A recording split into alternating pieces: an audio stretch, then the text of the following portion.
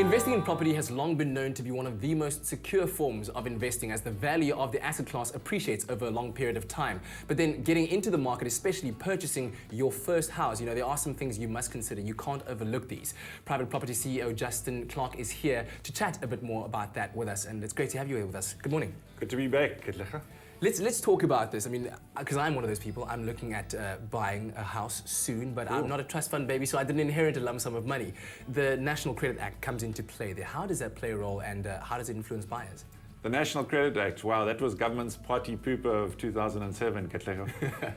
So, yeah, the idea of the National Credit Act was a good idea. The timing was probably not so good. It came in at the end of that great property boom that we had from 2000 to 2007 odd.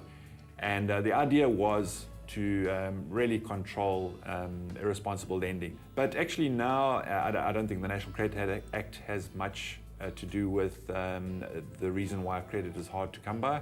I think that banks are just being very careful and cautious about the risk that they take when they make a loan. Yeah. So it's more about fundamentals than the National Credit Act. Yeah. And at the end of the day, I think it's out there to protect us as well. You don't want to be borrowing irresponsibly.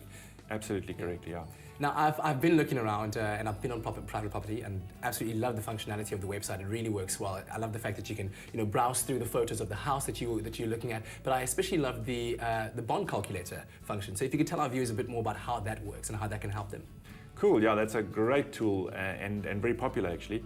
So there's two ways that you can get to the bond calculator. First of all, obviously off the front page, the little services button that you can click, drop down and click into the bond calculator, or on every property as it displays, there is the repayment that you would have to make if you were borrowing 100%.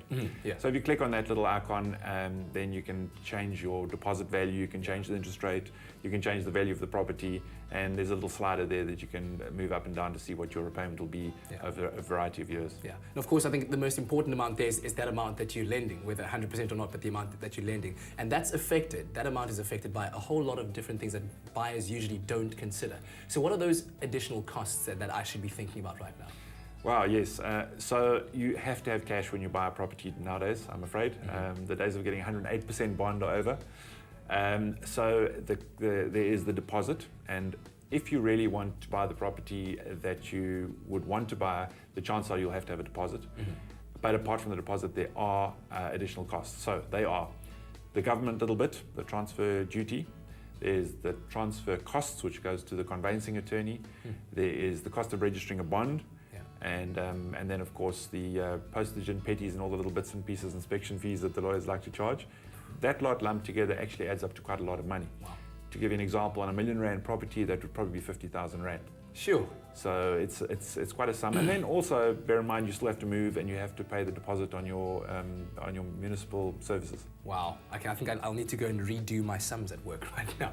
So what about people then that move on to, let's say, the next stage of life, if you will, from being young working adults to young families or couples that are planning a family? What are the considerations that they should think about when they think about buying their first home? So obviously space. I think anyone that's got kids at home will know that the more space you have, the better. So you would want to obviously provide for additional bedrooms. You would want to have a bit more space, perhaps a bit of garden area if that's in your price category. Security, I think, is more important when you have kids.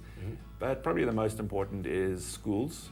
Bear in mind that a lot of the good schools that you want to get into only take off learners from the area in which they're situated. Okay. So it's quite important to choose a property near the school you want your kids to go to. Yeah. Let's talk about something very exciting. Private Property and Top Billing have partnered up to provide what is, I think, the greatest, biggest, best prize ever offered on South African television, the My Top Billing Dream Home. How do you think that prize is going to change the winner's life?